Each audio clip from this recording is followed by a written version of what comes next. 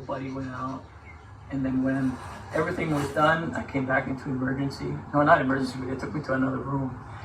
And then my wife came, and she go, "How you feeling?" And I got all this in my, in me, and up my nose, in my side, and I go, "I'm better now. I'm not burning." And she goes, "The doctor said you saved your life by coming there." And I go, "Yeah, I heard the words of the Holy Ghost will go to the emergency.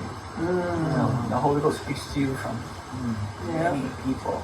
Yeah. Wow. Yeah, and so that was my why. Oh, wow. So I went there. So after 1 week, all that got to drain out, right? Because it's in your blood. All that got to drain out. And then 1 week later, I got my surgery. Oh, wow. And there are other things that happen, but if you folks want to know, just let me know, because it's all spiritual stuff. Wow. Yeah, really spiritual. You want to know? I just like all of it. Wow. So you had like heart problems, Yeah. you had cancer, and what else? Heart problems and cancer. That's how, about it. How old were you when you had the heart problems? How old? Well, right now I'm going to be 68 on the 11th of next month. Yeah, so that's just basically 1 month from now. Oh, December 11th? Yeah. Oh, wow. So 10 years ago, it happened. I didn't feel anything from that point. I knew nothing. That's why the doctor told me, I had a silent killer. Wow. He said if I just started on home, I didn't make the right turn, I would not have made it to where the H1 and H2 come together, headed towards Hawaiian area. So I wouldn't have made it. So you didn't have like sore chest or Nothing. anything? Nothing. Like Nothing. nothing? Nothing. Just lack of breathing when I was in the water. Yeah. And then I called my grandson in. That's when I didn't know what was happening. Wow. Nothing. So we said a prayer, and then we went in the van. And then right after that, everything calmed down. And I was on the viaduct, headed out. And then I called my wife, "Man, I feel good. Go to the hospital." Okay. And I went straight to Tingling. Because it went away, Wow. but it didn't go away. I'm glad I went to the hospital, or else I'd be playing music, with the heart attack. Yeah. And a whole different type of Yeah, see? I'll show you the God. Oh my goodness. Yeah, it goes down to here. Oh, that's the old way, huh? Because they came Yeah. without doing all of that. Yeah, when they bunched up in your It chest, bumps right? up in your Yeah. chest. You know how many times they cut me in my stomach? 5 times. Wow. From All here the way to down. here. Wow. 5 different surgeries. 5. And for that prostate surgery, hardly anything you can see, because you come from the side, yeah? Mine you They can come from the see. side, but you can see my stomach don't go like this anymore. It just goes whoop, and whoop. It has this long string that pokes in the middle. Yeah. And what the surprise was that I didn't know what was going on. When the doctor told me, "Go, you need to go in there. We gotta check it before they find out." How do you find out you got prostate cancer? Besides looking at your PSA. Yeah, Right. PSA, right? Prostate Yeah. something Yeah. antigen thing. Yeah, the reason I know about that, mine was high, Yeah. so they sent me to do all, tests and Yeah. blood tests, and then I did an MRI. They did an MRI on my prostate. So Yeah, you checked it. the what do you call him, urologist? I guess. you Yeah, call him? neurologist. He said that right now I'm okay. So he said.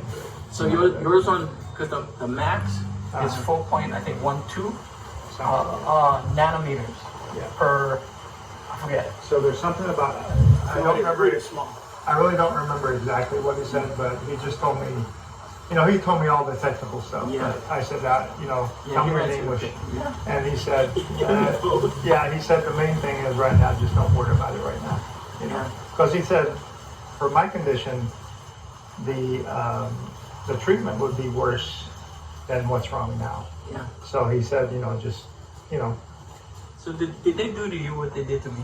yes, Bend over. yes. Oh yeah, a That's couple how- times. Yeah, that's But terrible. before that, Yeah. they make sure it's the next day, and you have to take all that, Right. so you can get it all out. and Right, clean yourself. right, right. Yes, yeah. Not fun. Not fun. So but at least, you know, I didn't, you know, you're going through a heck of a lot more. You know, mine was just a test, you know. Well, mine was over 4.17 Yeah.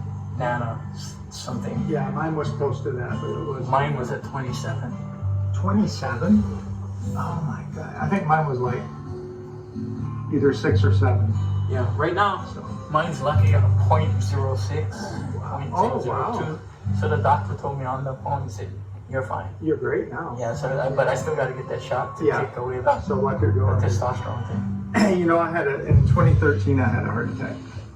And nothing wasn't like yours. Yeah. But we were living outside of the gate at Tripler. And so, you know, I would walk home and, you know, to work and back because, you know, it was like maybe half a mile, 3/4 up and then back, right? Most of it was uphill when you go to work. Yeah, uphill going to work. And so one day I was at work and I thought I had an upset stomach. So I said, no problem. So I go home, and that day for some reason Renee wasn't feeling, or she was very tired, so she went to bed. And I still thought I had an upset stomach, so I drank some Pepto-Bismol. You know, I believe in Pepto-Bismol, so I drank a bunch of that. So I'm sitting in my easy chair, what do you call it, trying to watch TV, and then all of a sudden, literally like an elephant sitting on my chest, you know, my upper chest. It was just, the pressure was just, I can't describe the pressure. And so I thought, you know, I never had one, so I've heard it, but I thought, it's probably just, you know, something. So I took a couple of aspirin. And then later on, they told me that was the best thing I could have done, right? Yeah. So I took a couple of aspirin. Yeah.